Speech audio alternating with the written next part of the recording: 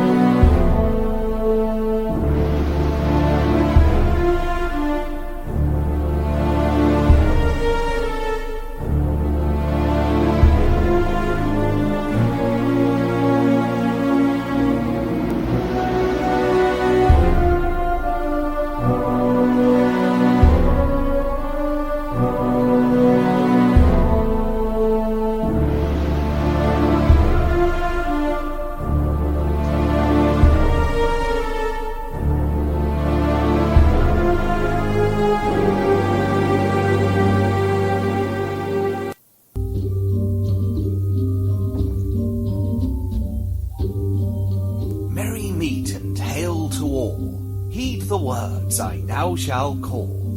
Live you must, and let to live.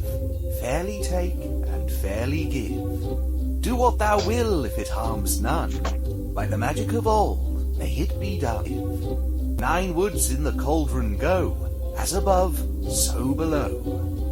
Welcome to Stirring the Cauldron on the Para X Radio Network. And now, here's your host, Marla Brooks. Merry meet everybody, and welcome to the show.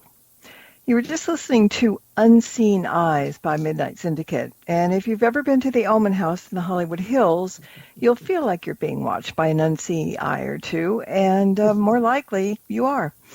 So David Oman is the owner of the house way up in the Hollywood Hills that is sometimes referred to as the Disneyland for the dead or the Mount Everest of haunted houses.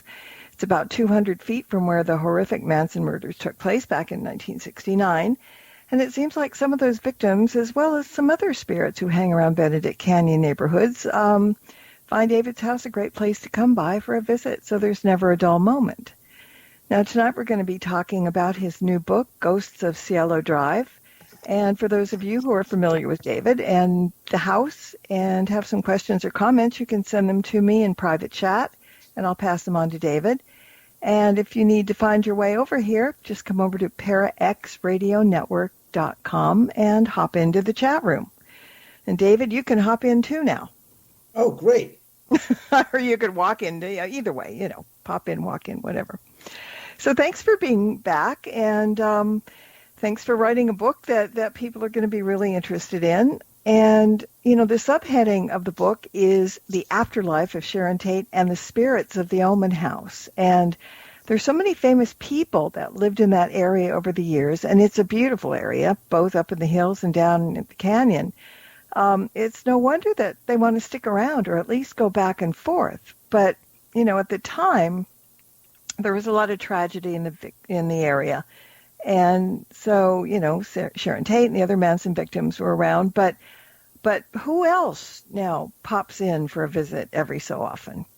Well, as you're referencing my book, and I've got it in my hand, a few of the other people that happen to visit here quite frequently are one, Rudolph Valentino, whose home was across the canyon from my house, and another one which is not really known to the area, but who is known to my house, is one Jack Johnson, the first African-American heavyweight boxing champion of the world. Mm. And I should first focus on the two of them as first and foremost, since I've mentioned them. But for the most part, Rudolph Valentino has been visiting here for quite some time, and a lot of different people have notified me or told me that they've seen a man in usually a more of a traditional Spanish attire, walking around the house. And I said, tight pants? He goes, yeah, tight pants, kind of like a a matador Toreador? type. Yeah, He's like, yeah. saying, really? He goes, oh yeah, we saw him walking around. And I was like going, oh, that's interesting. And people have said, I think it was Lisa Williams, who was the first here in 2006, or right after the Ghost Hunters show aired, had said to me, oh, I see Rudolph Valentino's here. And I'm like, how do you know that? She goes, oh, he's right there over in the corner talking to some other people. And I'm like, you're kidding. She goes, I don't recognize the other gentleman, but I started to assume that it was another gentleman who lived here at the same time period as Rudolph, who had a house that was famous later on in the 70s because Fleetwood Mac's, Fleetwood Mac had rented the house out, and it's around the corner from here. And I forgot her name, the main lead singer, had said she had seen the apparition of this gentleman who had died in the 1920s, who had committed suicide there, and he was a silent film star that couldn't cut it with talkies. And his apparition, I've got a photograph of a man in the same attire with a 10-gallon hat on in silhouette during an investigation here where no one was wearing even a baseball cap. So it's been interesting with that. And then Jack Johnson, who I'm a huge fan and collector of, has been seen here. And I recount in the book how my brother-in-law's sister came over with a couple of friends one evening about 7 years ago. And when they came downstairs to the second floor, they stopped at the bottom and looked down the hallway towards the laundry room. And they ran upstairs literally 2 seconds later and said, who's the big black guy at the end of the hall? And I'm like, what are you talking about?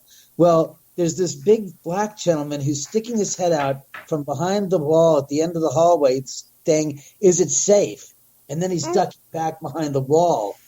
And he's done this several times. And we freaked out and ran upstairs asking, wondering who it was. And I shook my head and I said, did you guys go down the hall to my office? And they said, no. We got to the landing, and some 45 feet down the hallway, we see this big guy sticking his head out and going, hey, is it safe? And ducking back in. And I'm like, oh, okay, well, let me take you down to my office. And as I realized it, one of the women had her hair pulled up in a bun. And it was very, very, very reminiscent of the style of the hairstyle that was prominent in the early 1900s. And that was the time period that Jack Johnson was married to one of his many white wives. And I remember seeing her having her hair pulled up in that same style. And I started to look at this woman. I said, oh, my God, you are the spitting image of his first wife who committed suicide in 1912. Nice. And I started to get chills up and down my spine as we went down the stairs to my office. We went in my office, and the girls go, oh, my God, that's him. I mean, I've got a ton of photographs of Jack all over the wall and stuff. And they go, that's him. And I started to look at the woman. I said, come here. I took her into this other room, and I showed her this photograph of Jack and his wife with her hair done up the same way. And she said, oh, my God, I look just like her. It was uncanny. That's the beauty of it. I mean, one time, really quickly, we were doing an investigation at the Formosa Cafe. Yeah. And so the medium went into the kitchen and wasn't expecting to see anybody, but all of a sudden she comes running out and she goes, there's this Chinese man with a meat cleaver and he's waving it at me. Oh, great. And I said, well, what does he look like? And she described him. And then, you've been to Formosa, I'm sure, 100 times. But, when you go back way in the back in the trolley park, there's still pictures all over.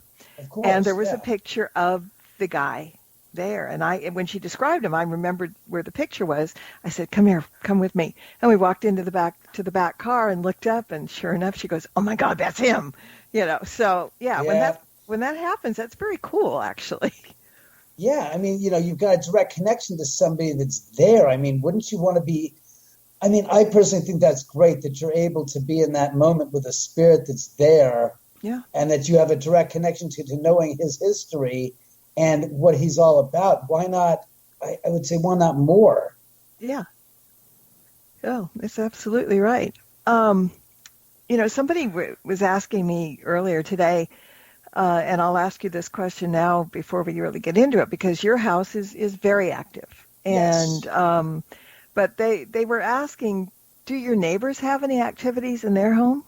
I can tell you this, I cannot say. Because A, it's not, I don't know, and B, I can't say about other people's properties because I could be accused of devaluing their property value and then be sued for, making spurious comments about their property and making such. So that I don't get into that at all. I don't say two words about it.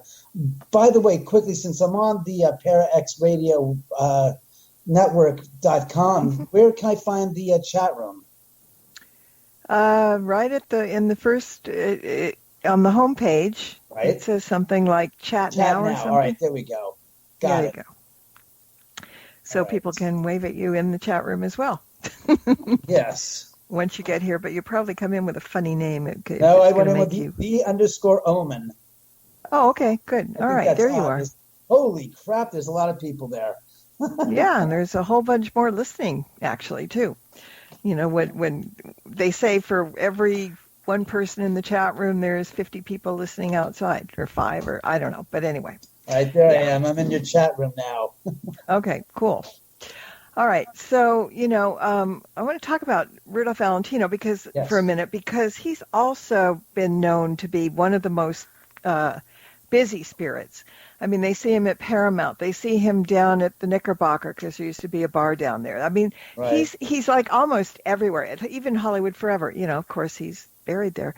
But I don't. For some reason, I don't exactly get the Hollywood Forever, because let's be honest, that's a human conjecture. That's a human myth. A spirit will not want. I mean, it's egocentric to say, yes, I'm such a narcissist that I want to see my decomposed, rotting, powdered body and remains. That's right. I go back to a place that I'm not familiar with because God knows how much time I spent at the graveyard looking over my forlorn, soon-to-be plot in the ground where I was going to be buried. See, this is the problem with human beings, where there's a connection to somebody. It's like, what's the reason, rationally speaking, that a ghost is going to go back to a place that he has no physical connection to outside of his body, quote unquote? Right. But unless his body and his spirit was pulled apart the second he died.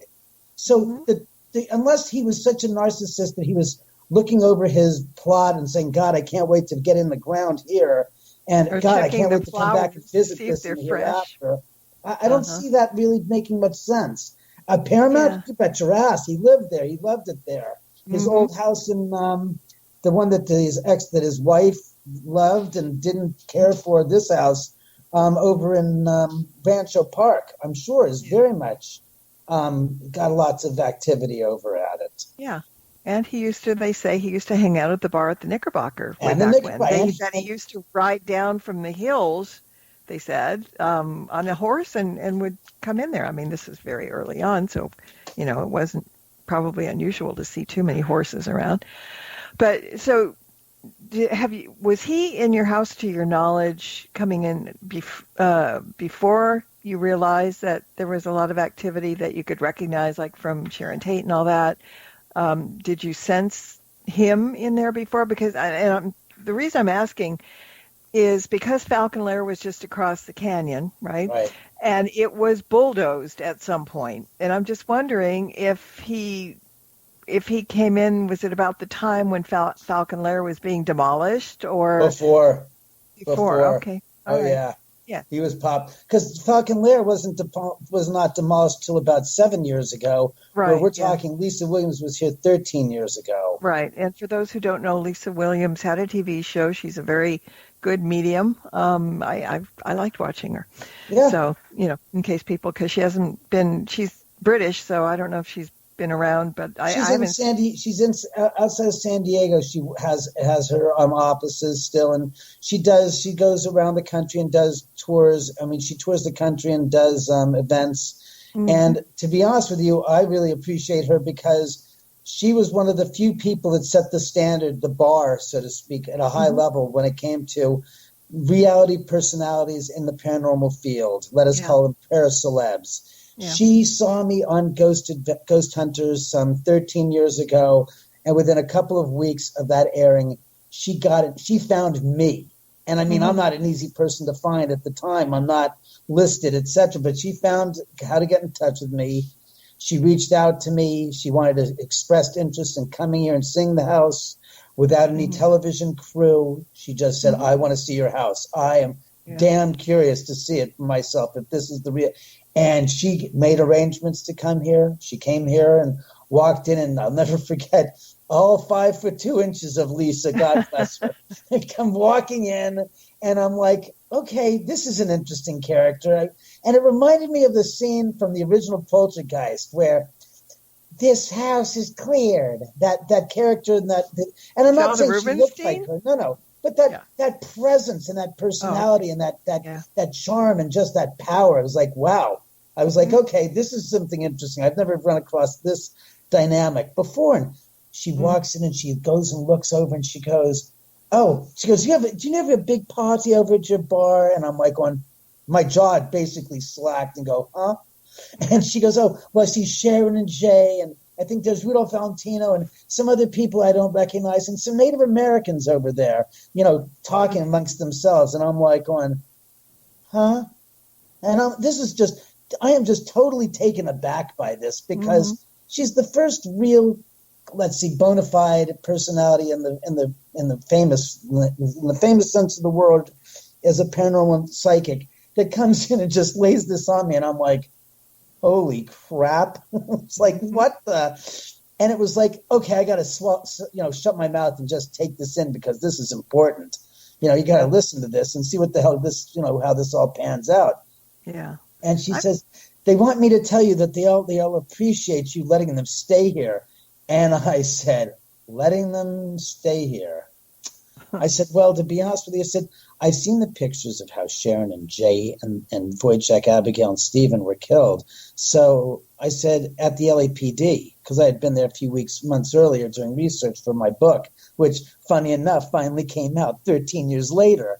But the point is that it was like going, I said, are you serious? I said, I couldn't would be more heart-wrenched by what I saw, and I certainly wasn't going to add insult to injury by, telling them to get out of here. I said, no. I said, that's just terrible. I said, and then I said, Lisa, on a more serious note, as if there could have been one more serious, right? I said, I don't want to. I said, I know I'm only going to spend how many years on this planet, but the rest of eternity, I'm going to spend it on the other side. I said, I'm not an idiot. I don't want to sit there and make them uncomfortable and piss them off by kicking them out and serving them notice to vacate. I said, so then I can get to the other side and I can spend my eternal life being in eternal damnation. Even if I go to heaven, I'll have spirits kicking my ass around saying, hey, there's that son of a you-know-what Oman. Remember him? He kicked us out of his house some 40, 50 years ago. Well, payback is a bitch, Oman? Guess what? You're our bitch for eternity. Oh, yeah. I said, she laughed. And she goes, well, that's what they like about you. She said, you're that you appreciate them and you allow them to stay here in your hospitality. And I said, okay. I said, that's good. I said, I got friends on the other side. Cool. That's nice to know. It's a good start. Exactly. I said, I'm patting my landing for the other side, Lisa. And she cracked up because, it's true. It's the way I think about things. People think about the paranormal in such an honestly, an abstract fashion. You know what I mean? Because for every paranormal incident, there's always a justification for what took place. But from what I've seen, there's no yardstick by which everything is measured and everything is equal across the board. And when you start to examine it, at least how I've examined it from where I live and what I've experienced, that the paranormal is fraught with a lot of myth, legend, and pure out lies. And I no offense to those who want to put a gosh darn salt circle around them to protect themselves against the spirit as if it was a barrier. But from what I hear from the spirit world, what if we have a salt fix and we like salt? We're going to suck that thing up like it's nobody's business. And then the thought was, seriously, do you think we care less about rock salt, Himalayan rock salt, Mediterranean sea salt? It makes no difference. We do not have any distractions or distaste for salt. And a barrier salt is a unfortunately, I don't want to say what the spirit just said, because I said, I'm not going to say that. So I stuttered a little there, but it was basically a BJ is what he said. And he spelled it. He said, a Buddha. It's like, okay, not saying that. But he goes, human beings are so fraught with such ineptitudes that they can't use a rational thought to apply it towards a paranormal incident and the spirits where they're going to use sage, and they keep on burning sages, and the spirits going, what do you think? We have noses? Do you think you're going to hear a spirit sneeze because you burned some sage? No offense, but what I've been told from the spirits, which are making fun of this, including the Native American spirits here, said, you are stealing from our culture and trying to make it appropriate to be used for your intent, which is totally wrong. Meaning, you're taking something from the Native American cultures that use sage because they didn't all have sage. So they said not all of the cultures or the tribes or the nations burned sage, because some nations didn't have sage at their disposal because it didn't grow indigenously to that area. So they used wheatgrass, sweetgrass, birch, different things. But it was all for the same purpose, was the intention of focusing the shaman's energy on doing a cleansing without the intention or the depth of desire to focus and to do that from a pure point of responsibility and ethics, meaning that these people were highly regarded as shaman because they trained in this, and they were, how should we say, they had the faith behind it to make it work. Well, that's the thing, and I'm just going to interrupt you one second because in the craft, in witchcraft, we practice pretty much like Native Americans, and I know several shamans, and they all agree that they're not, the ones that I know have no problem with us doing that, because there's a kind of the same belief system there, the intent and whatever. Witches, it's part of, witches with Wiccans and witches, that's part of your rituals. What I'm saying to you is when you go to, you know what I'm talking about, the psychic shops, and they've got the bundles of sage and people are buying them and this and that. I don't hold any grudge to those people that are doing the picking and doing that and their entrepreneurial spirit. It's just the fact that from what I'm hearing from the Native American spirits, energies, or spirits, their theory is, or their thoughts are, it's a joke. Not you, but the people that are doing it that don't have the cultural connection to it. Well, and that's 90% of the people out there burning sage doing it. He says it's a joke. He goes, it goes back to, and I know you don't want to hear this, because it goes back to the issue of, you take the example from the original Fright Night, where Roddy McDowall plays this vampire hunter, and Christopher Sarandon is playing the vampire. And Roddy McDowall's character holds up the crucifix to Christopher Sarandon, who's full-blown vampire right now. And he looks at him and he says, he starts laughing at him. He grabs the crucifix, and Christopher Sarandon crushes it in his hands. And most people say, that's sacrilege. Dracula and vampires can't do that. And says, oh, no. The next thing he says makes the point clear, is what I'm getting at. Mm-hmm. And he goes, you have to have faith for that to work, Mr. Vincent. You have to have faith.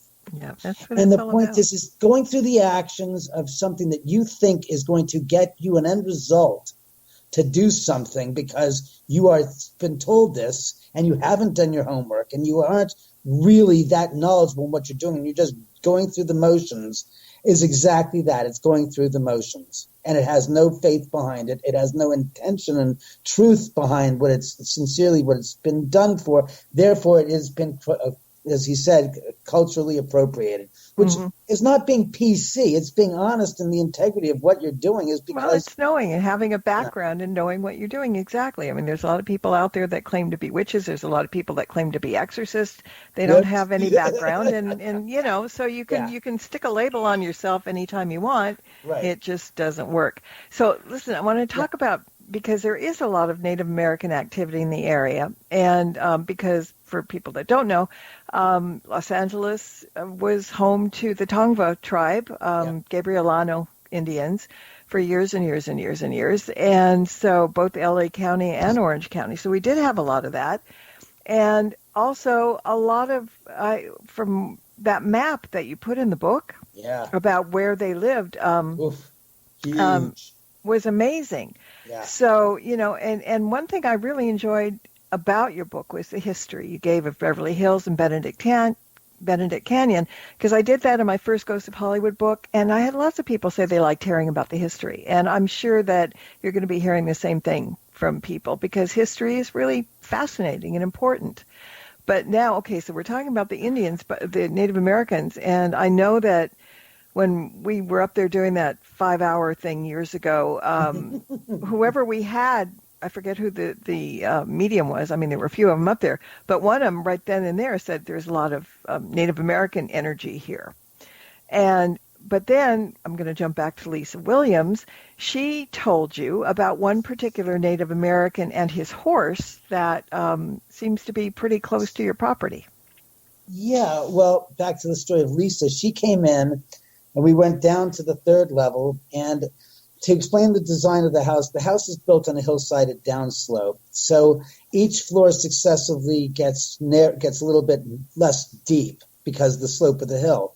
Well, on the third floor, there's a part of the hillside that is still under the house that is exposed, meaning I didn't put a wall up there to hide the dirt behind the wall, which most people would do. So it's actually for lack of better words, it's called the earthen wall room. And when you go in, it's behind the guest bathroom in the third floor bedroom. And it's literally where we were going to have an air conditioning unit. And at the time when you were out there, it was still a storage space, which now it's been finally turned into what it's supposed to be, a little kitchenette in front, and then the earthen wall room is right there next to it. Mm-hmm. But as you go into this room, there's a storage area, about an 8 foot by 8 foot area, and then there's a step up, and there's a 4 foot wide by 8 foot landing that goes in, and to your right is the hillside under the house. And when Lisa Williams was brought in there, this 13 years ago, she looked up at the mound of earth and she said, "Oh, do you know you have a Native American and his horse that are interred in this mound of earth?" And I said, "What?" I said, "Huh? What?" And she goes, "Yes, apparently he was walking the horse across was riding the horse across what is now the driveway, which was a horse path, to the end of the street, which was a plateau of land that looked down on the canyon. And the horse lost its footing and fell down the hillside, and both the horse and rider broke their necks and died, and were left there and their remains disintegrated and deteriorated, and basically turned into got buried by the earth and the mudslides, etc., through the years. And he's in there, and I'm like, okay. And it was hard to take, but I said, okay, fine. So she left, and through the years, I've not said anything to anybody else, but other people would go in there and they'd say, "Do you know you have a Native American on horseback that's in this?" I said, "What are you talking about?" So, I mean, these were people like psychics, like Marianne Winkowski, the Ghost Whisperer, James Von Prague, all these different, Chris Fleming, and other different psychics had gone in there, Jackie Barrett from America's Psychic Challenge, and they all told me the same exact thing. Mm-hmm. And I didn't tell anybody anything, so I'm thinking, okay, if this is happening this many times from this many people that are quote-unquote psychics and mediums, there's got to be something to this story. Mm-hmm. Well, 6 years ago, I finally let the cat out of the bag, so to speak, on the TV show Ghost Adventures. Not really a good idea to tell somebody the likes of Mr. Zach Baggins anything of the truth. You want to know why? Because the guy is a pedantic, pathological liar. He's not much of a paranormal investigator. He's more of a showman. And he's always looking for publicity. So when I told him the story about the house and that incident with the Native American, he went off and said it, basically turned it into Native American ceremonial burial grounds. And I said, hills? Pardon? I said, you burial ground when it's not flat land? That should be interesting. Yeah, burial ground, like it's 60 feet down the slope of the hillside from what is supposed to be this horse trail. And that's where the Native Americans decide to bury their dead. And I'm like, I watched the show and I was flabbergasted. Like, are you stoned or stupid, man? Did you hear what I said? I said, one guy died by accident, and his remains were left on the side of the hill, and he was interred in the earth. Not somebody literally not somebody, so to speak, digging a hole and putting them in and putting a whole ceremony behind it, but he unceremoniously died on the hillside, and his bones unceremoniously rotted in the sun. And through the years, him and the horse basically got themselves, the remains covered by the earth. Mm-hmm. So, to me, this is the problem that I have problems with here. Mm-hmm. And to me, the problems are that when you sit there and you say things like that, you're not only spreading false news, but you're spreading a storyline that other people, in some cases, and somebody we both know, are going to take to heart. And I'm talking about Scott Michaels of Dearly Departed Tours, who I'm friends with and have been. When we did the Bridget Marquardt radio show here, or podcast here a couple months ago, Scott, I was going off on this whole story with Bridget about, how Zach says these things are not true. And, and I said, this is the truth. You can't sit there and spread these stories, which, of course, Bridget didn't appreciate, and she didn't want to broadcast because she doesn't want to make any, create any ill will with him on her show and me saying so. But afterwards, Scott said, well, you do know that, she goes, he said, you do know that Benedict Canyon was all Native American ceremonial burial ground. And I said, what says who? What are you talking about? He goes, well, Zach Baggins told me. I said, since when is Zach Baggins an archaeologist? Since when is he a paleontologist? Since when is he a sociologist? Since when did anyone die and give him the throne of having a brain enough to speak of such things he knows not of? And certainly when you watch the episode, the joke is they have Plains Indians that they reference in the episode.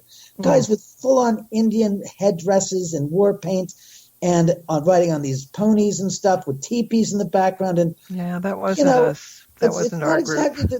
The truth is I looked on the internet and said, the Tongva tribe, which they call the Tonga tribe. And it's like, no, that's a place out in Southeast Asia, in the islands of Tonga. I said, this is Tongva. Yeah. But they're not interested in facts. They just do their sensationalism. And I said, you look it up and you can find pictures of what these people look like. And they didn't look anything like and didn't sleep in anything like the Native Americans in the Midwest. So I don't think there are any teepees in Benedict Canyon for sure. Anyway, we've got to take a quick break, everybody. Sure. So back in 2 minutes. Don't go away. There's more Stirring the Cauldron with Marla Brooks right after these important messages. Time for Halloween. Explore the second edition of the Witch's Oracle deck through 45 innovative cards and enhanced guidebook that peers into the world of the witch. The deck's stunning artwork has a new look and includes 7 brand new inspirational cards. Each card now includes a suggested crystal or gemstone to enhance your reading, as well as a magical incantation that provides energy, reinforces the card's meaning, and helps the desired message to be sent out into the universe. The easy-to-navigate guide also has a new look and offers straightforward, gentle guidance that takes readers through both good times and bad. And now includes a chapter on crystal and gemstone divination by the amazing Nicholas Pearson. The deck can also be used in conjunction with tarot, the Witch's Oracle. It is a perfect divination deck for witches as well as non-pagans, and is designed to suit both seasoned readers and beginners alike. Find out more about the Witch's Oracle deck at marlabrooks.com, and is now available for pre-ordering from schifferbooks.com and amazon.com. Welcome back to Stirring the Cauldron. Once again, here's your host, Marla Brooks.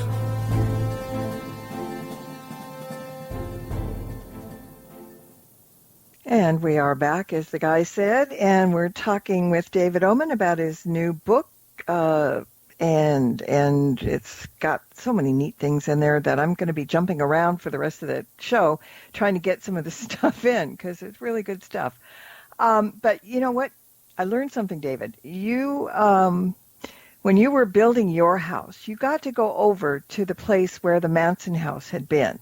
Oh, yeah. And you were walking around and you came across a door in the floor, which was, I think, in a kitchen, which would have been a kitchen area or something like that.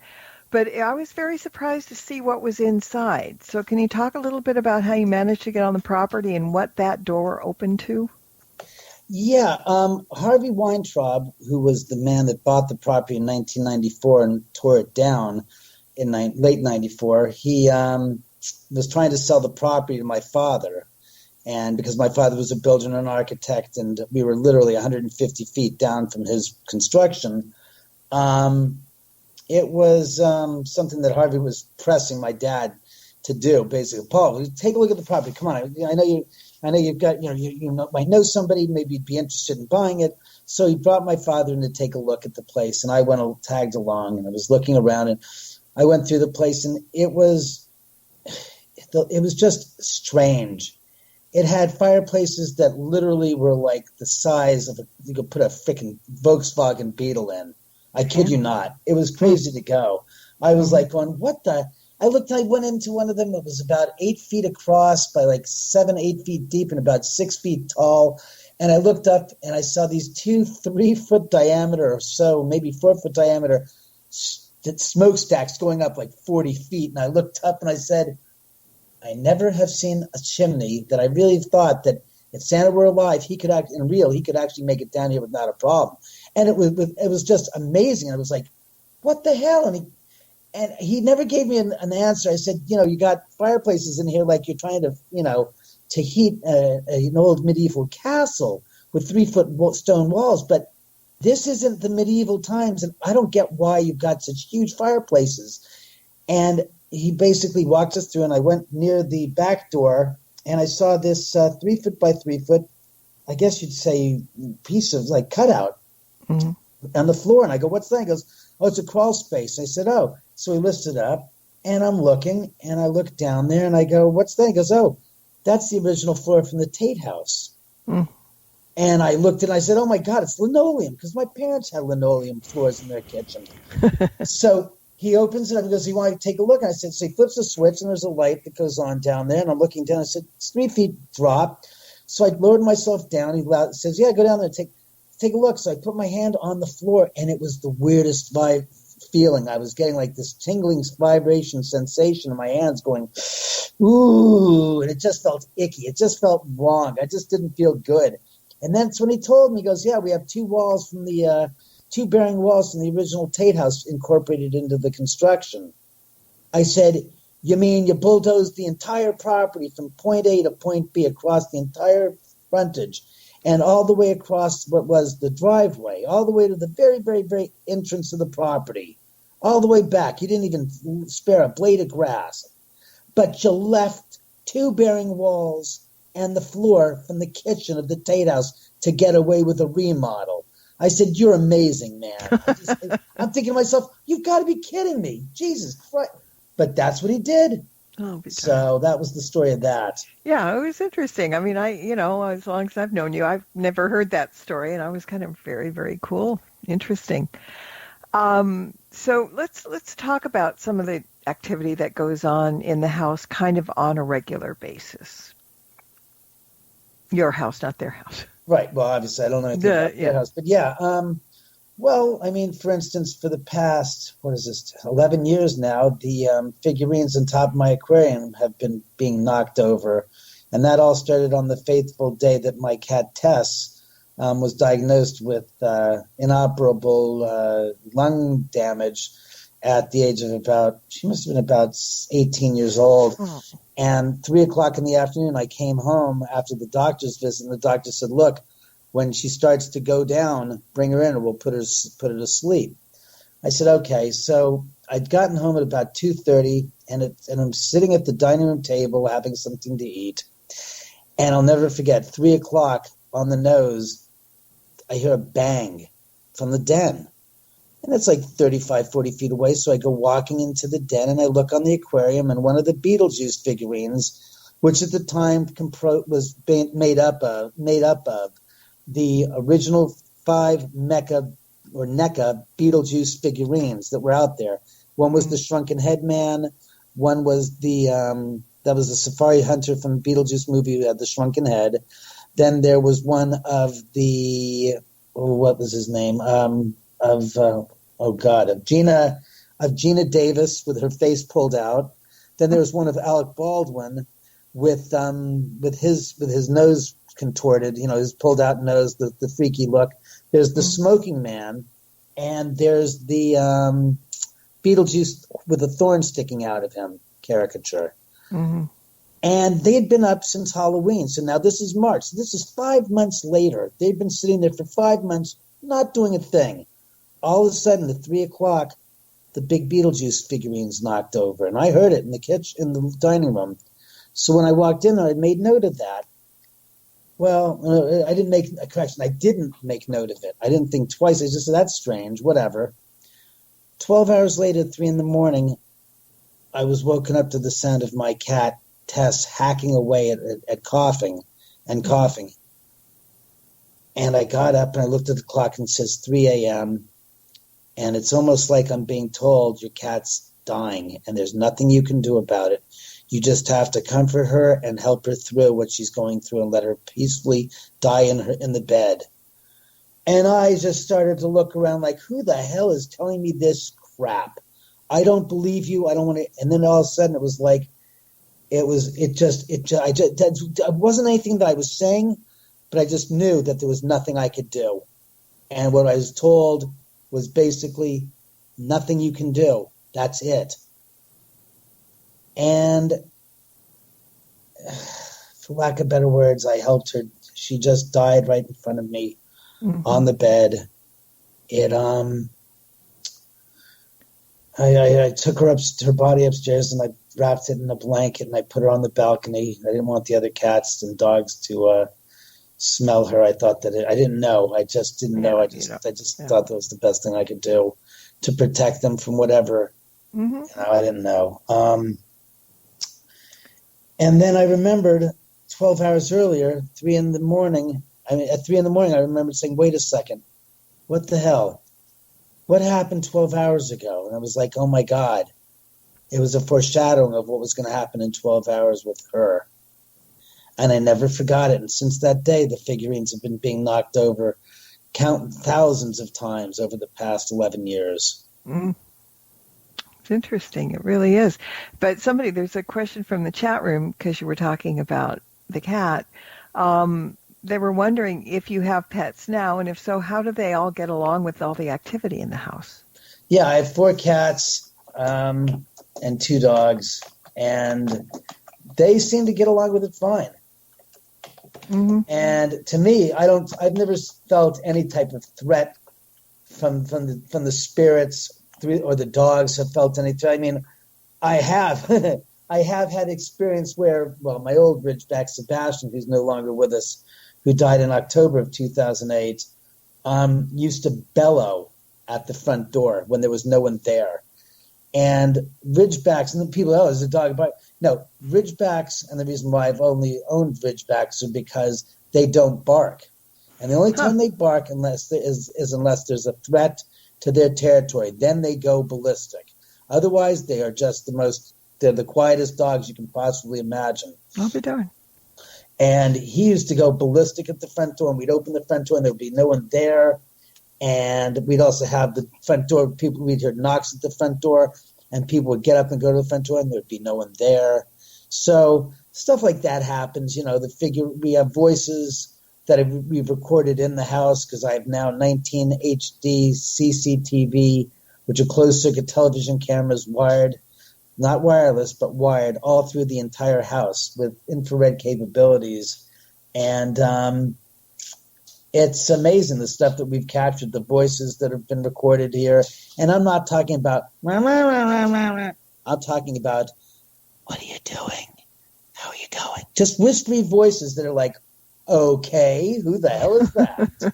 And they're not, and believe me, if anybody tells you, that something's a demon because they curse, then I must have a million demons here because I've got videos of the audio recordings saying effing pricks.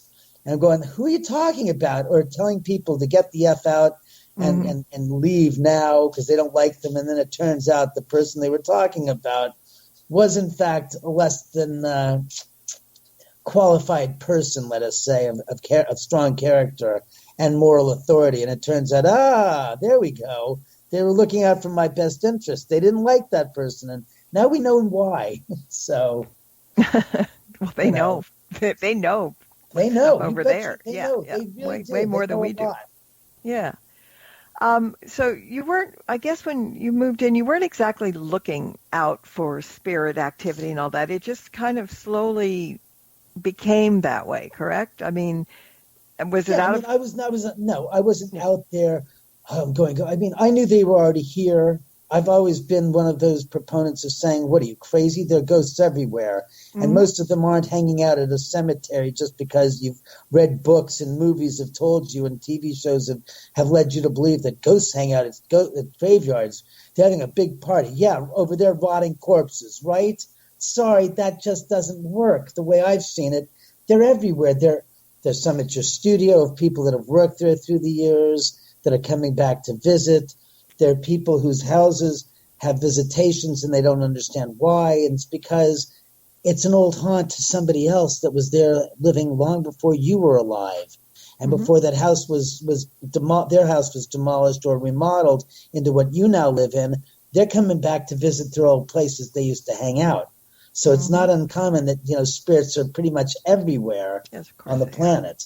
Yep, they are.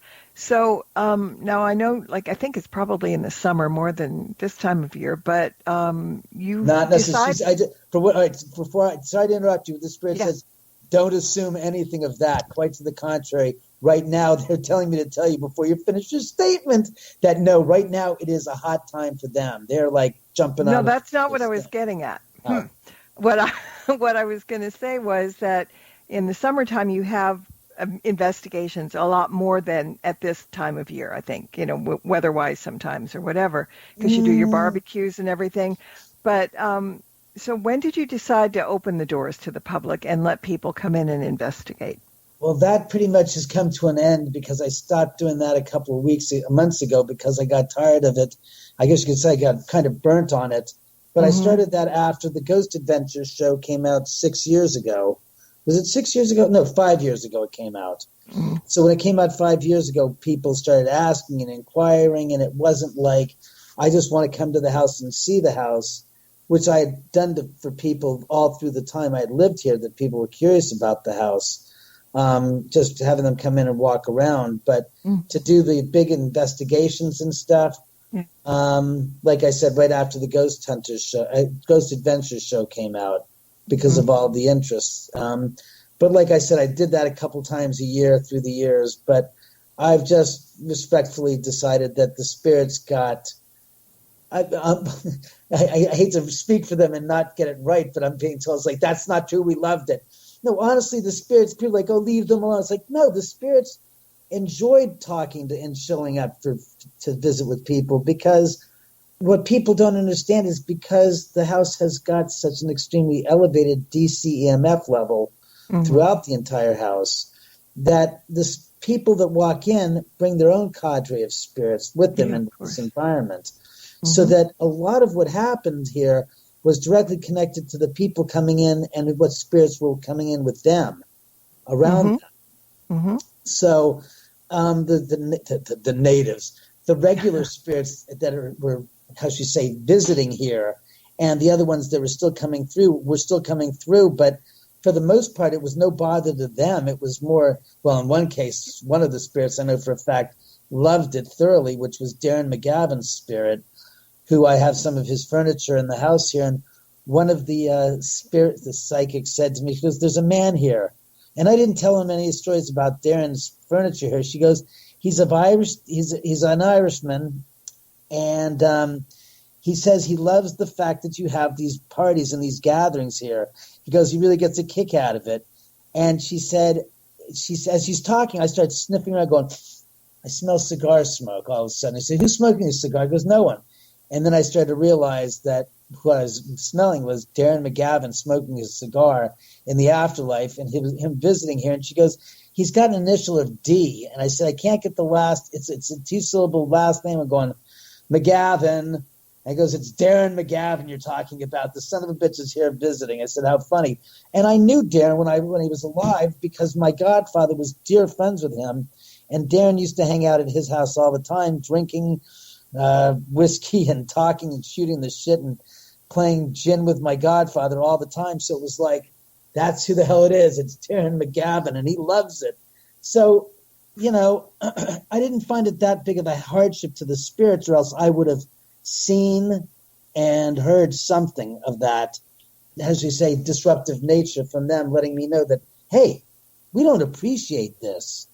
And never did I feel that or have that experience. So the reason why I decided to cut it out is because I just got bored. It just got to be too much. Yeah. Sometimes you need a little peace and quiet, too. I mean, them. All right, so let's, in the remaining couple of minutes that we have, let's talk a little bit about the book, because there are a lot of stories in there. Spirits are active. The Hollywood Ghost Hunters came in. Routine occurrences. The Curious Case of Kenny and his brother. That one's a doozy. That one was, like I said, goes back to having nothing to do with what people's conception from TV is about the house. And the whole thing is no, there's far more than the Sharon Tate victims that pop in here at the house. And that's the whole point, that when that story came out, when that happened, I was like, all right, that's it. It's much bigger than just Sharon and Jay and Wojciech, Abigail and Stephen. Yeah. This is much more dynamic and of an environment that I live in. Yeah, I mean it's people are. I just don't want people to think, well, this is only about the Manson house and Sharon Tate and that. It's more than that, and it's chock full of stories. I mean, honestly, stories, pictures, the history of the house, history of Beverly Hills and that canyon and who lived there. I mean, there were that area is just so popular then and still now. But so, all this good stuff in the book. You talk about people's recollections and experiences, because so many people have been through there, and you talk about myths and myths about the house and the murders, next door, and so I mean it's really a packed book full of really good things, and it just recently, a month ago came out? Not even? I self-released it around the 4th of October, and I am so shocked and so happy and overwhelmed with joy, so to speak, and I mean that sincerely, that it's been so well received by you and others that have read it. I mean, I still pinch myself to say, nah. You can't have something that every person likes. There's got to be somebody that has to say something after they read it, not without reading it, mind you. I've had plenty that have decried it, but once they read it, they've said, oh my God, I couldn't put it down. It's so fascinating. It's such an interesting story. And I thought it was just about Sharon. It's like, no. Yeah. She's but a small part of the activity that happens here. She's a big part of my life by people's understandings of the TV show. But in essence, it's more about a lot of other spirits, and also how people should think about changing their perception by a few degrees to the left or the right to adjust themselves to understand what it is that we're talking about when it comes to the paranormal, because I'm one of the few people that talks about this in a very cold, I don't want to say cold, but in a very rational tone, and saying, look, if you're going to make this statement, I'm going to go down the path of what your statement has to have happen beyond what you've just said. Because most people in the paranormal make these commentaries, and I go, okay, if that's true, then let's continue down that path. And then they go, you can't do that. I said, why not? It's a rational statement that I'm coming up with, and you're just making a statement that's a dead end, and it can't hold up. And that's the real thing about me and the rest of the paranormal field is that I'm not selling any gosh darn theories. I'm just telling the story and the truth to my story, and that's all I want to do, and I hope people enjoy it. And so far, and by the way, I still need to have you do me a favor and do me a video book review on the book, because those seem to work much better than written reviews. Because people are like, I want to see somebody talk about this. I don't want to read something you wrote. Videos I don't believe you. Catch people's eyes. Yeah, exactly. It's true. And I finally got my first video review today from a girl in Scotland. Yeah. And I'm like, oh my God, this is great. I love it. But like I said, people enjoyed the stories in the book, and they really find it interesting. And hopefully somebody out there will read it and say, let's make this into that TV show David's been thinking about, because I think that the book would make a great storytelling show about the paranormal. And God knows I've got the library of evidence here at the house of all the activity that would be supplemental to make that show really sing like a charm. Exactly. So, all right, we talked about book, and where can people get it? It's available presently I put it up on eBay yesterday, as a matter of fact, under Ghost of Cielo Drive. But they can go on to the website, which is Ghosts of Cielo Drive, and that's CIELODRIVE.com, and grab a copy. I've got a special going on till midnight tonight where you can get an unsigned copy for $20, and I will sign it and inscribe it to you personally. So go out there and take advantage. There's 5 more hours left and 5 hours and 3 minutes left of this special I've got. But you can go out there and I will inscribe it. And trust me, as Marla said, it's a fun read. It's a good read. And hopefully people will get something more out of it, everlasting, so to speak, that'll help them deal with their paranormal interactions a lot better than they have to this point. Exactly. All right. Well, we got to clear out of here. But David, thank you for coming on and sharing the book. And like we said, it's a good read. It's very interesting. And yeah, people should read it. And come out here to visit soon, please. We want you to come back and hang out. And do a live show from here, please, she said. Why not? Yeah, why not? We'll work on that. We will. Absolutely. All right. So, and thank you for everybody listening in as well. And until next time, everybody, blessed be and merry meet again. Good night. Thank you for tuning into this episode of Stirring the Cauldron with Marla Brooks. Please join us again next week at the same time for another great guest and more cauldron stirring. Any rebroadcast or other use of this program without explicit permission is strictly prohibited. Copyright 2019.